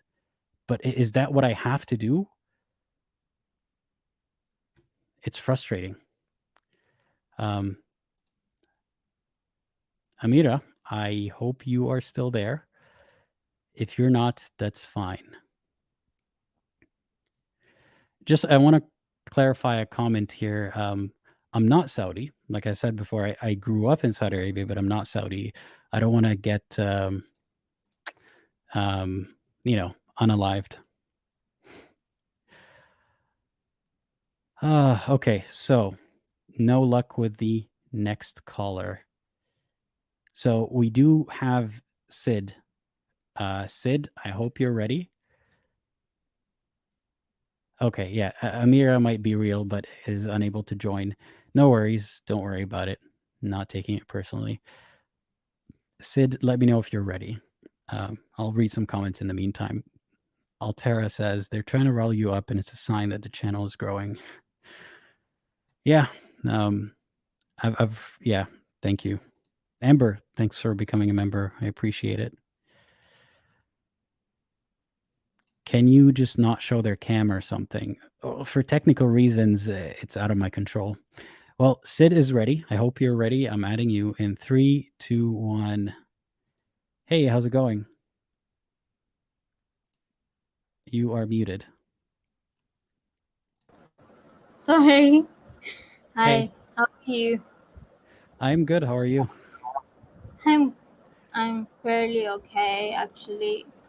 Um, Sorry this happened, and I very strongly believe it is because you specifically mentioned female callers, and that's why they specifically attacked us. I strongly believe that. But heads up to you for handling the things the way you did. I mean, it can really mess up with the mind of a person. Happening it like in the very beginning and then again. Also, I thought I was going to be snubbed, but hey, I got lucky. Anyway, how are you? How are you doing? I want to ask you first, how's your health? I'm doing well. Thank you for asking. I appreciate it. Yeah, I was just kind of disappointed you didn't post on Aladdin Reads. Yeah, it's hard to do everything at once, but right now I am already writing a story for the second channel. Sorry, there's a little bit Okay, of an echo, so I'm gonna mute you for a second, if that's okay. Sure. Yeah, so Sid's asking, I do have a second channel, Aladdin Reads, if you want to check it out. I just read stories, and yeah, I'm working on it at the moment. Yeah, go ahead, Sid. Yeah, I also wrote a story, a short story, and it was published in an anthology, and I would like you to read it. Oh, that would be nice. Feel free to email it to me. I, your email address. Where can I find it? You will On find it on the channel about section. Commit about section. Okay, I'll send you the PDF. Okay. What I wanted to talk about today is my. Okay, so I was really sick previous month, and I took a month off. Basically, I was. My family actually stopped giving me food and resources for the food. So basically, I was starving. I had nothing to eat, and I was working, so I did not really have a time to go and cook. So which I took strain on my heart, and I did not take it very seriously until I was in the hospital, diagnosed with like heart strain problem, and was put on complete bed rest. All of this because like you know I'm black sheep. I've mentioned it a couple of times, and I don't want to repeat it again and over again. So I took off from work, and I submitted application at my work. Um, I gave them doctor's note, everything that you need to prove that you're actually sick, bedridden even. And some of my friends over here knows how bad in condition I was in. So I finally decided. Obviously, I needed money. They started deducting my money. So basically, they didn't give me the sick leave. So anyhow, I obviously needed food because at one point I just couldn't even get out of bed. So I was like, I have to work. So my boss so I had this tattoo on my finger, which is basically, it's not a crucifixion, it's a ankh, which is from Egyptian calligraphy. And so at work we get a break during Zohar prayer. I don't pray, I don't go to pray, and that's when you get your 30 minutes break off uh, for lunch and everything. So I don't leave for the prayer. So my boss just, he thinks that the tattoo of Ankh is basically sign of crucifixion. So he assumes that I'm a Christian. So basically he plays this religious bias where he hands me the work during the break time just because I don't go for the prayer. Like the other employee, they do the wudu and they start wearing, praying hijab, style hijab and everything. I'm just sitting on my computer because I have so much to, you know, uh, and a lot of things were messed up when I was not present. So I was just fixing things. So I don't really get up. I'm really So sorry to hear that. yeah. So you know, it's really hard for me because like where I live in my city, there are, you cannot cross the road. Once or twice I've crossed the road and I was in a very terrible accident the last time, and it traumatized me because the bike hit me really bad. I broke my arm. It's still not fixed, so you have to take pedestrian bridge, and it's almost like 100 stairs at a time, and my apartment is on third floor, so that's another load. And so it's hard for me to like go back and forth to the work. And anyway, back to my boss. I didn't realize that he would be so like uh immature. First of all, like someone can have a tattoo or someone doesn't want to pray for various reasons. um Also, what does my work has to do with the religion? But I know he treats me differently uh, uh, with when it comes to other employees. Especially female employees, because I don't dress in a traditional clothing as well. I sort of have my own mashup of Eastern Western fusion, but he treats me differently just because I am a female. So females do get attacked.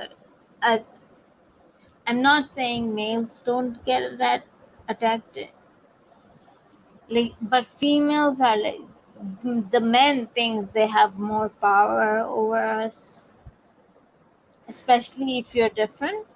Well, how do you think those situations that you're describing would have gone if you were a male?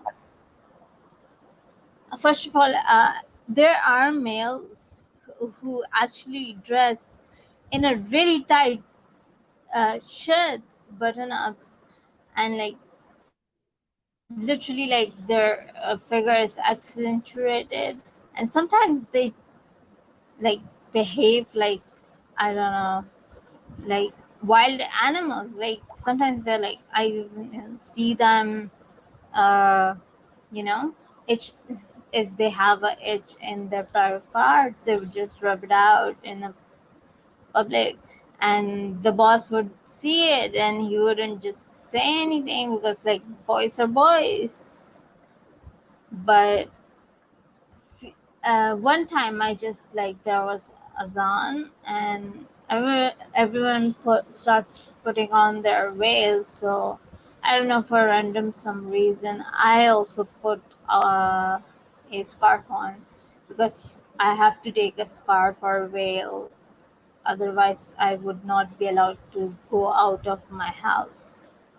So I just put it on out of, you know, just for no reason. And the guys start saying, "Oh, look at you. You look so beautiful. You look like, I mean, you look so, like modest. You look like a female." like they always make me feel like I'm less female because of the way I dress and the way I behave and my tattoos and everything. So, you know, the treatment is very different, not just from the male perspective, also from the other female perspective. Hmm. Employees who wear hijab, they even they treat me differently. While I, now everyone is like, it's a time for female empowerment, but no, they judge me for not Hmm. dressing up. I'm not dressing up unmodestly. I'm just dressing up differently than them. While they do wear hijab, but then they would wear embezzled uh, headband over it, and they're wearing traditional clothes, but it's tight. So so I So think they're not very consistent with their idea of a hijab then. no, they wear hijab, but it's for show that they wear hijab. They wear burqa, but it's literally like so fitted, it looks like a long maxi. And I wear a medium shirt with medium size, and you know, not really clothes that accentuate the body. Uh, and I don't take hijab. I just put the scarf on because it's I have to. I don't have any other option. Sometimes I want to burn it because literally my clothes doesn't need anything else to cover it up. I just have to take it for the sake of it. Hmm. So what I see is even those females don't treat me like, they go for a break, and when they come back their makeups is refreshed, you know. And we're working with male employees as well, so it's like, hey, if you're like following Islam, why don't you like follow it the way it is supposed to? Or you're just like pick and, you know, pick and Yeah. choose whatever you like. It's And unfortunate that not only just, are they not consistent, but they're putting you down for not living up to their standard. yeah, Yeah. I feel so, every day I feel so exhausted, not from just work, from the treatment of the people, because I'm not like a clone to them or Mm. act like them. And especially like from your boss just assuming that I'm a Christian. He literally like some event would come up, for like Easter came up, and he would like, oh, you would want a holiday, or Christmas would come, and he would like give me some task related to it. Like, I'm in a marketing department, so he would like give me So related he's tasks. assuming you're a Christian because you're not a hijabi, No, I just told you and I'm because of not your tattoo. exactly. Yeah, my tattoo. First, he first noticed my tattoo, and he asked me, "Are you a Christian?" And I'm like, "It's a Egyptian calligraphy. It's Ang. It Mm. means." I explained to him, and but because of my dressing and um, not really acting up traditionally and not going for Salah time, I don't even get a break. Basically, that's when you go for 30 minutes eating break. So he literally just treats me like, whenever he needs to deal with international clients or Christian clients or something like that. So it's just feels really biased. But I what mean, feels it sounds like it's. I mean, I hate to be the overly positive person, but at least he sees you as a Christian, not a kafir. it's same. It's honestly it's the same way. Like he literally once like during Eid al-Adha, I think that's what it's called. Like when they slaughter animals. So he Yeah. was like he jokingly, but I don't know, like sarcastically, oh, you must have like slaughtered a pork, and I was like looking at him, Yeah, I mean, and he sounds like a bit of a jerk, but yeah, I'm not sure how much it ties into religion specifically. He just sounds like he's no, not he's like really. he has like this big beard, and he wears, Mhm, you know, uh, a head thing. That thing. So he just like, mhm. oh, you must have like, he's, like he assumes worst of me, the things like kafir would do. Mhm. Like he assumes that I can talk to guys more easily, and so he thinks that I am flirtatious or like, you know, promiscuous kind of a person. But honestly, it's just the way I am. You can say tomboy, or I don't want to put labels on it, but it just feels so judged, Mhm. and that's more exhausting than actually working. I Like can imagine that. Yeah. they feel so entitled over me for no reason. Sid, I'm very sorry that you're going through that. Yeah. No, Yeah. I just wanted to point it out that even females don't support females, and that's just Mhm. absurd. I think we should have a backup. Doesn't matter if you're Muslim, or any other religion, or doesn't follow any religion. You should back up your gender. I mean, I would Yeah, and back unfortunately, up. religion always takes precedent, though. So I can Yeah, understand why. but I would never disrespect anyone. Like, I would never disrespect any Muslim, and like, uh, or anything. Like, someone brought some beef Mm. during the Eid, and they gave it to me, and I was like, I was like, thank you so much. I mean, I was like, I really appreciate it. And, but I kind of told them that I'm not really a Muslim, or practicing Muslim. So, uh, but I was happy that someone actually tried to at least take a right step. Yeah. Hey, Sid. Unfortunately, I have to end the stream here. There's some Oh, stuff that yeah. So I'll have to end this at the also, moment, and I'll. also, I want to say I can regulate the one you were talking about. I can do that for Yeah, we you. can. Yeah, I appreciate your offer there. Um, so, anyway, I gotta end the call with you just because I'm handling something in the background. So Yeah, I'll talk to you yeah, later. All right. Bye. yeah. Okay. So for those who are, let's see, how can I turn off getting guests? So for those who aren't aware, in the back room, what I'm dealing with right now is a coordinated attack by, let's face it, a coordinated attack by Muslims.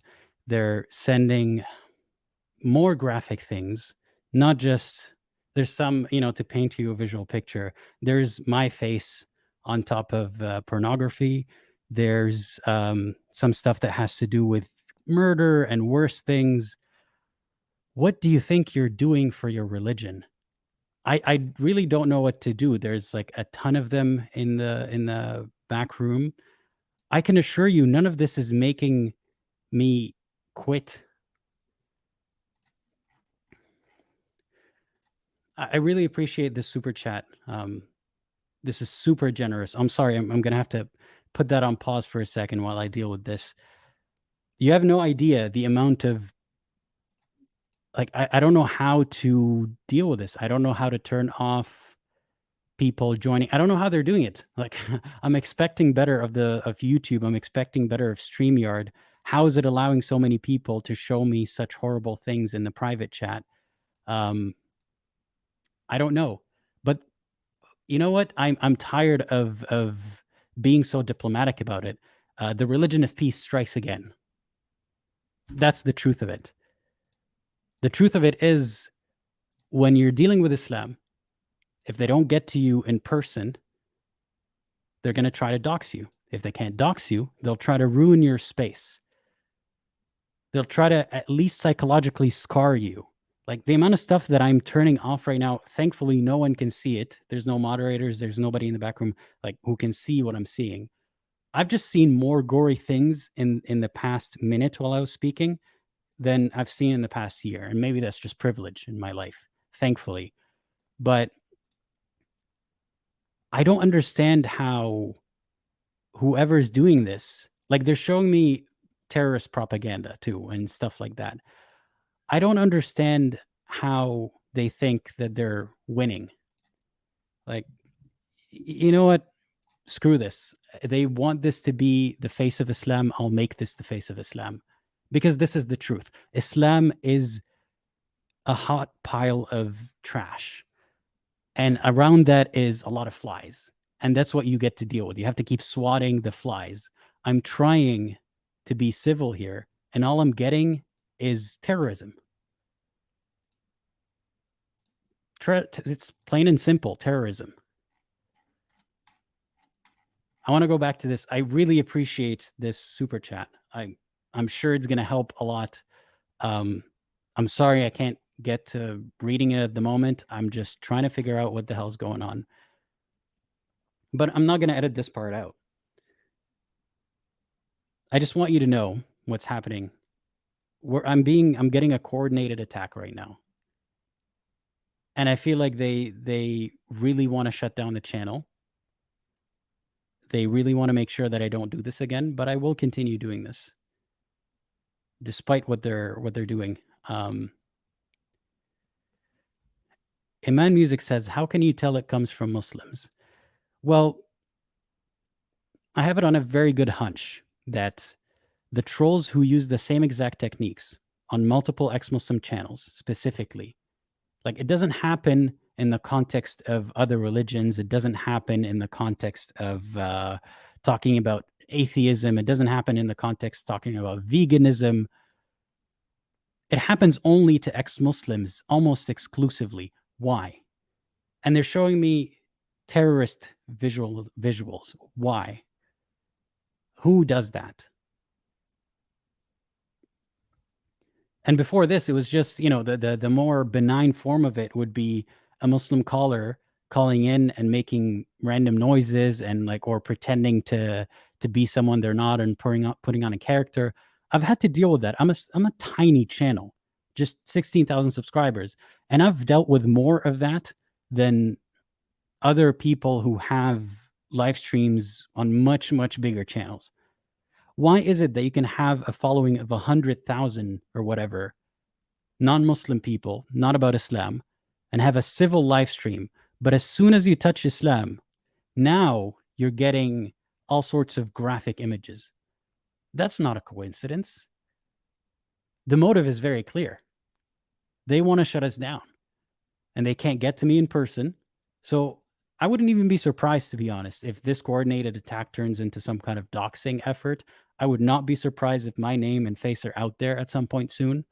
I wouldn't be surprised. Like, here's a low that happened way too soon. This is not one person who's doing this.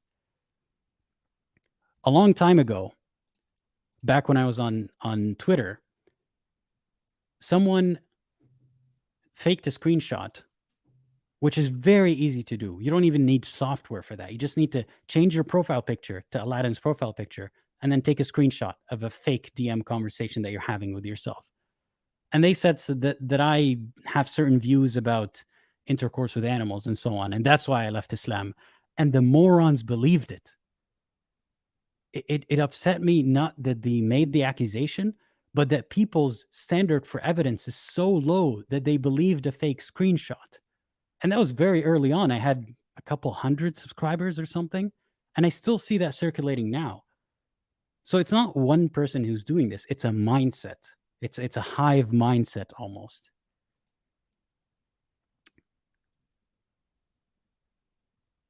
And I hate that now it's taken away the spotlight from the callers who wanted to join. I hate that the purpose of the stream has somewhat changed now.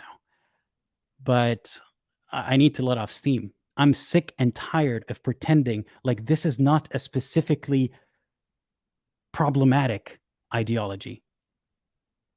This is way worse than leaving Christianity. Leaving Islam is a curse.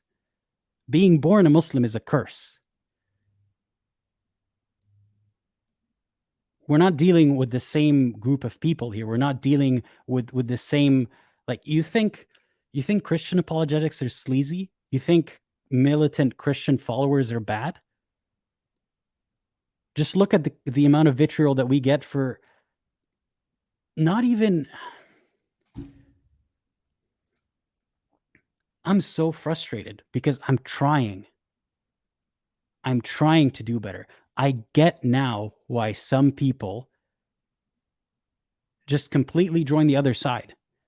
Like, if I were to team up with certain YouTubers who all they do is have an audience who craps on Muslims all day long, I wouldn't have to deal with this. I'd be making money more than I can count, and I'd hire people to deal with all this stuff, and I'll just keep laughing because, yeah, look, Muslims suck, all that stuff. But I'm trying to do something different. I really don't know what to say. This is not going to stop us. This is only going to make us stronger. I'm disappointed and disgusted that YouTube and StreamYard really suck at stopping this kind of targeted attack. I'm disgusted at the way that Muslims can mobilize to hunt down or shut down any critical voice. But this is not over. We will be back. I am not live streaming next week, not because of all that's happening right now, but I'll be back the week after, or maybe an extra week if I need more time to deal with this. But rest assured, we will be back. And if this continues, then I'll make every live stream just about female callers. If that seems to piss them off so much, then we might be on the right track here. Yeah, sorry about the rant.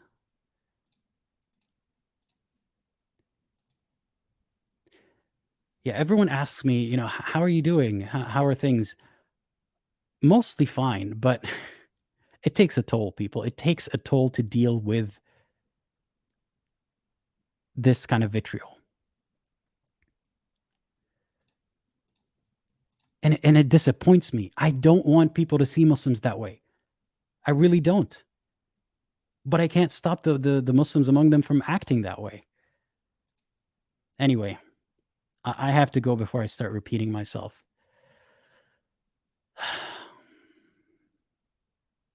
You know what? No, I don't have to go. There's one last, not caller, but person who wanted to call but couldn't call today. And she sent me the messages. So I'll read them before I go. And I want to thank the super chat person. That's incredibly generous of you. Insomniac of Caffeine. They say, I hope this helps with the moderation efforts / hiring assistance with running the back end of your operation. Wishing you best of luck. Not that you need it. Oh, trust me, I do. And I'm sorry that you had to go through that insanity earlier in the stream. The level of restraint and patience you've displayed throughout is legendary and inspirational. I thank you again. I appreciate it.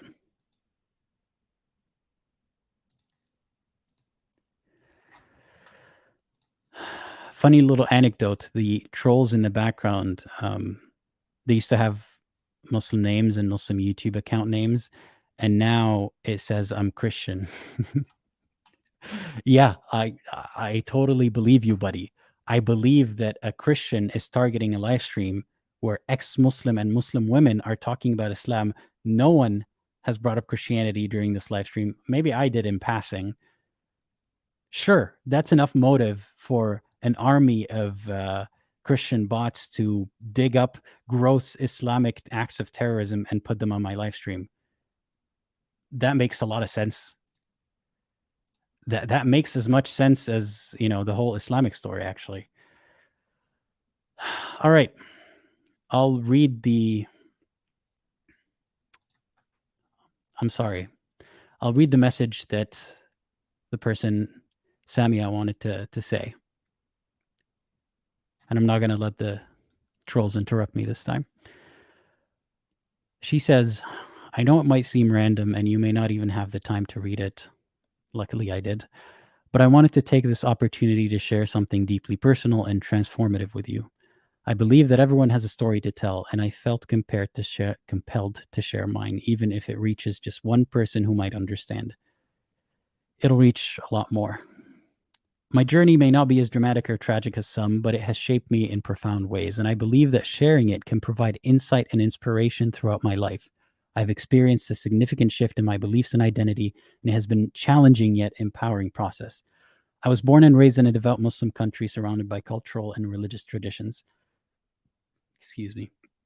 However, my immediate family had a more open-minded approach, emphasizing education, critical thinking, and a personal autonomy. This unique upbringing set the stage for a journey of self-discovery that unfolded over the years.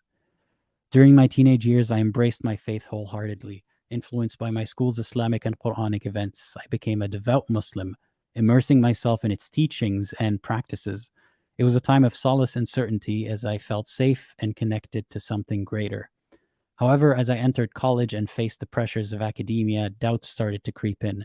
It wasn't a matter of questioning religious doctrine or seeking the truth. Instead, it was a rebellion against the injustice I saw in the world, the suffering of innocent children, the struggles of humanity, and the turmoil in war-torn regions made it difficult for me to reconcile and just a just and compassionate God. This realization led me to a significant turning point in my life. I made the difficult decision to renounce my faith and the notion of a higher power. It wasn't an act of defiance against religion itself, but rather a rebellion against the idea of an unjust God. The transition came with its own set of challenges as I had to conceal my true beliefs and those closest to me and navigate the delicate balance between authenticity and protecting my relationships. One significant step in my journey was removing the hijab. After years of wearing it, I felt the need to shed the symbol of religious observance that no longer aligned with my beliefs. The decision was not made lightly, as I understood the impact it would have on how others perceived me and the potential consequences within my community. I remember visiting my sister who lived abroad and discussing my desire. Sorry, 1 second. No, it is not an AI or ChatGPT. I received those messages from a person. I can verify that they're real. Moving on. Wait, no, not moving on. Do you really think that we would need AI to come up with this stuff? Like the amount of stories that we hear from callers that, certain trolls don't want people to hear. Do you think that we actually need to make up anything when there's enough people already telling their stories? This is a person who couldn't join today. She says, I remember visiting my sister who lived abroad and discussing my desire to remove the hijab. It was during that trip that I found the courage to take the first step. In a place where nobody knew me, I removed the hijab, feeling the wind on my hair and the warmth of the sun on my skin. It was a liberating experience that affirmed my desire for personal freedom and authenticity. Returning home, I continued to face challenges. The looks and whispers from colleagues at work reminded me of judgment and scrutiny that I faced. I even recall an encounter with an older lady who questioned my decisions, commenting on my shorter hair and expressing disbelief at my choice to remove the hijab. Despite these encounters, I persevered, finding solace in the newfound freedom of self-expression. I'm so happy to hear that. However, I must admit that there is still a significant hurdle in my journey. I cannot yet share my transformation with my parents and friends. It's not out of fear of being disowned, but rather out of a desire to spare them the worry and concern they would undoubtedly experience. the thought of them worrying about my soul and eternal punishment is a burden I carry silently. Today, as I reflect on my journey, I feel a deep sense of gratitude for the growth and personal freedom I have gained. However, there are times where I long for someone to understand my story and the complexities that come with it. That's why I felt compelled to reach out to you. Aladdin, I want to thank you for providing a platform where stories like mine can be shared and understood, whether or not you have the chance to read this message. I am grateful that I got the chance to read the person's messages, and I'm glad that I didn't forget to do so before ending the live stream, despite the all the turmoil in today's live stream. So thank you again to the I was going to say caller, but messenger Samia for this. I have a lot of thoughts, but I'll deal with them myself. I want to thank everyone for bearing through with me today. I haven't been at my calmest, and I promise you that we're going to have a handle on this. And if time permits, I need to make a video to point this out, because I'm tired of ex-Muslims dealing with this kind of stuff in private.